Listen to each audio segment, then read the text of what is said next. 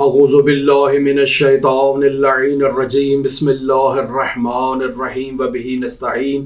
وہو المعین اللہم افتح لی فیہ ابواب الجنان واغلق عنی فیہ ابواب النیران ووفقنی فیہ لتلاوت القرآن یا منزل السکینۃ فی قلوب المؤمنین اللہم صل علی محمد وآل محمد وعجل فرجہم۔ رمضان المبارک کے اس بابرکت دن آج 20ویں دن رسول خدا صلی اللہ علیہ وآلہ وسلم نے ہمیں یہ دعا تعلیم دی ہے کہ ہم ہر نماز کے بعد خداوند متعال کے حضور اس دعا کو تکرار کریں کہ اللہم افتح لی فیہ ابواب الجنان، اے میرے معبود، اے میرے پروردگار، اے میرے مالک، اس مہینے میں میرے لیے جنت کے اور بہشت کے دروازوں کو تو کھول دے۔ وَاغْلِقْ عَنِّی فِیہَ ابواب النیران، اور آج کے دن اور اس مہینے میں میرے اوپر جہنم کی بھڑکتی ہوئی آگ کے دروازوں کو مجھ پر بند کر دے، مسدود کر دے۔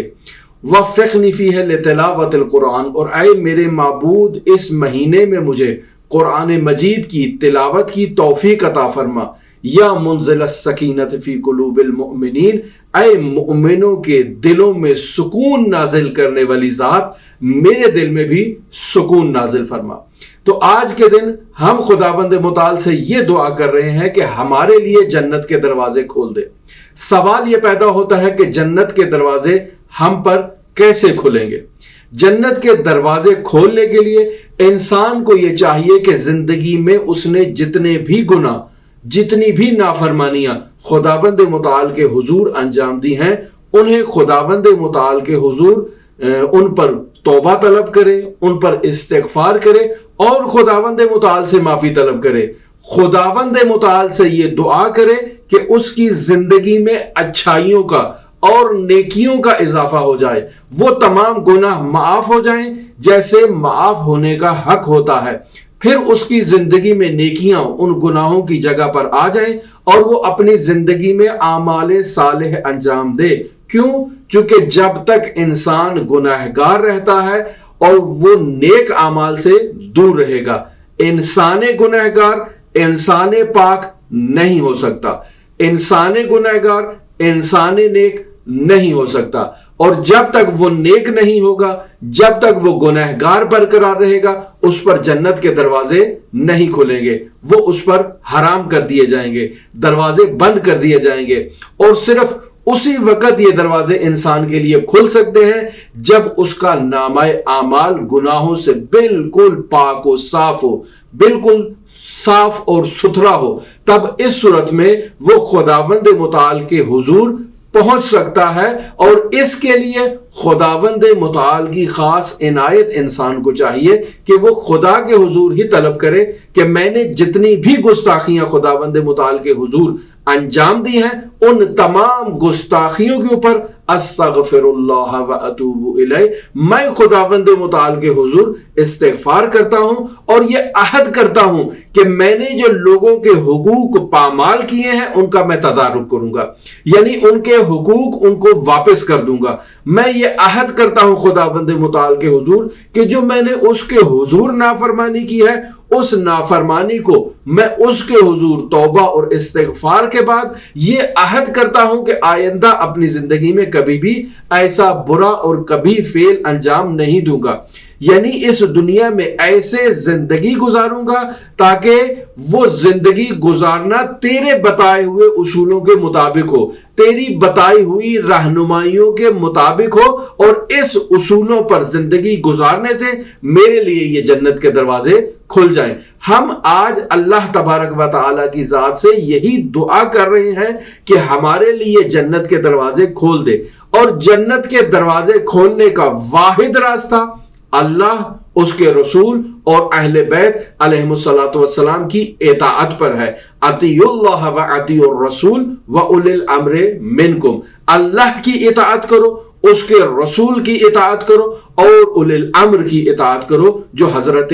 امام علی ابن ابی طالب علیہ آلاف التحیت والثناء اور ان کے 11 جانشین ہیں، کہ جن کی اطاعت سے ہی انسان اس دنیا میں سعادت مند ہو سکتا ہے اور اس کے لیے آخرت میں جنت کے دروازے کھل سکتے ہیں۔ اور اس کے لیے ہمیں خداوند متعال کی خاص عنایت کا ہمارے اوپر ہونا نہایت ضروری ہے۔ لہٰذا ہم خداوند متعال سے یہ دعا کر رہے ہیں کہ اللہم افتح لی فیہ ابواب الجنان، اے میرے پروردگار آج کے دن میرے اوپر جنت کے دروازے کھول دے، یعنی میں اپنے تمام گزشتہ گناہوں پر استغفار طلب کرتا ہوں اور تیرے حضور یہ عہد کرتا ہوں کہ تیری اطاعت کروں گا، تیرے رسول کی اطاعت کروں گا اور تیرے اولی الامر کی اطاعت کروں گا جس کا تو نے قرآن میں ہمیں حکم دیا ہے۔ کیسے ممکن ہے کہ انسان اولی الامر سے غافل رہے اور جنت کی حوروں کا بھی وہ توقع رکھے اور ان کا مشتاق رہے؟ یہ ممکن نہیں ہے۔ اللہ، اس کے رسول اور اولی الامر کی اطاعت کے بعد ہی انسان کے لیے جنت کے دروازے کھلیں گے، وگرنہ اس کے لیے جہنم کے دروازے کھلے رہیں گے۔ تو میں اللہ سے دعا کر رہا ہوں کہ میرے لیے جنت کے دروازے کھول دے اور جہنم کے دروازے بند کر دے۔ واغلق عنی فیہ ابواب النیران، اے میرے پروردگار جہنم کی بھڑکتی ہوئی آگ کے دروازوں کو میرے اوپر بند کر دے۔ جہنم کے دروازے میرے اوپر بند کر دے، یعنی آج کے دن جہنم کے دروازے مجھ پر بند کر دے۔ الم یعلموا انہ من یحادد اللہ ورسولہ فإن لہ نار جہنم خالدا فیہا، کیا تم نہیں جانتے کہ جو بھی اللہ اور اس کے رسول سے دشمنی اختیار کرے گا اس کے لیے جہنم کی بھڑکتی ہوئی آگ ہے جہاں پر اس نے ہمیشہ کے لیے رہنا ہے۔ سورہ توبہ آیت نمبر 64 میں خداوند متعال ہمیں یہ تعلیم دے رہا ہے کہ اللہ اور اس کے رسول کی مخالفت پر جہنم کے دروازے کھول دیے جائیں گے۔ اور جنت کے دروازے کب کھلتے ہیں؟ جب انسان اللہ، اس کے رسول اور اولی الامر کی اطاعت کرتا ہے۔ تو ضروری ہے کہ انسان اللہ، اس کے رسول اور اولی الامر کی مخالفت نہ کرے، وگرنہ ان جہنم کے دروازوں جو اس کے لیے کھول دیے گئے ہیں اس میں وہ فوراً جہنم کے اندر داخل کر دیا جائے گا۔ اس آیت کے پیش نظر یہ مطلب واضح ہو جاتا ہے کہ آج خدا کے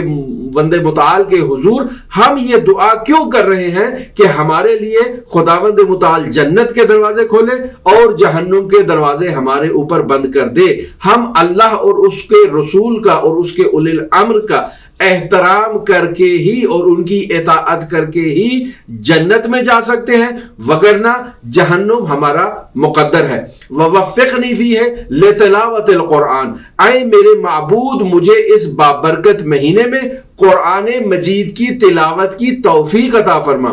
رسول خدا صلی اللہ علیہ وآلہ وسلم ایک نورانی حدیث میں ارشاد فرماتے ہیں جسے اصول کافی جلد نمبر 4 میں درج کیا گیا ہے۔ ارشاد فرماتے ہیں نوروا بیوتکم بتلاوت القرآن، یعنی اپنے گھروں کو تلاوت قرآن مجید سے نورانی کر دو۔ ولا تتخذوها قبورا، اور اپنے گھروں کو قرآن مجید کا قبرستان قرار نہ دو، یعنی ایسے نہ ہو کہ تم نے قرآن مجید کو غلاف میں لپیٹ کے تو رکھ دیا ہے لیکن اس کی تلاوت نہیں کرتے ہو۔ کما فعلت الیہود والنصارى، جیسے یہود و نصارہ نے اپنی کتابوں کے ساتھ کیا کہ وہ انہیں تلاوت نہیں کیا کرتے تھے، وہ صرف کلیساؤں میں یا اپنی عبادت گاہوں میں تو جاتے تھے لیکن اپنے گھروں میں انہوں نے اور اپنی تعلیمات کو کنار پہ رکھ دیا تھا، چھوڑ دیا تھا، ترک کر دیا تھا۔ رسول خدا صلی اللہ علیہ وآلہ وسلم اسی حدیث کے آگے چل کے ارشاد فرماتے ہیں فَإِنَّ الْبَيْتِ إِذَا قَثُرَ فِيهِ تِلَاوَةُ الْقُرْآنِ، وہ گھر بے تحقیق جس میں قرآن مجید کی تلاوت زیادہ ہوتی ہے، کثر خیرہ، اس گھر میں خیر زیادہ ہو جاتا ہے، وَأَنْسَعَ أَهْلَهُ، اور اس کے جو گھر والے ہیں اور جو اہل ہیں ان کے لیے گشادگی ہو جاتی ہے، ان کے رزق میں وسعت ہو جاتی ہے، ان کے لیے آسائش میں اضافہ ہو جاتا ہے۔ وَإِذَاءَ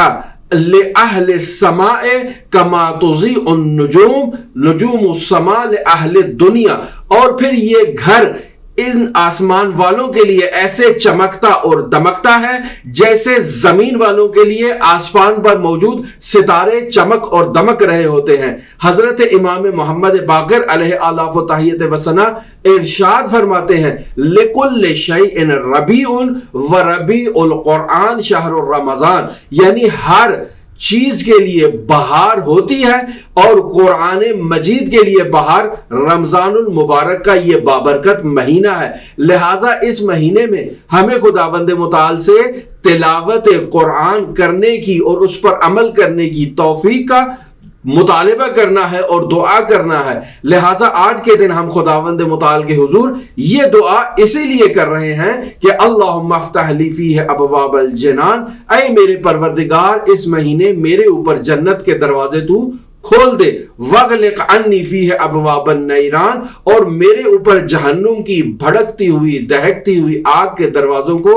بند کر دے، ووفقنی فیہ لتلاوت القرآن، اور مجھے اس بابرکت مہینے میں قرآن مجید کی تلاوت کی توفیق عطا فرما۔ یا منزل السکینۃ فی قلوب المؤمنین، اے مؤمنوں کے دلوں میں سکون اور آرامش کو ڈالنے والی ذات، میرے قلب میں سکون ڈال دے، مجھے سکون عطا فرما تاکہ میں اس اطمینان کے ساتھ تیرے حضور حاضر ہوں اور تیری اطاعت کروں اور تیری عبادت کروں۔ اللہم صلی علی محمد و آل محمد وعجل فرجہم۔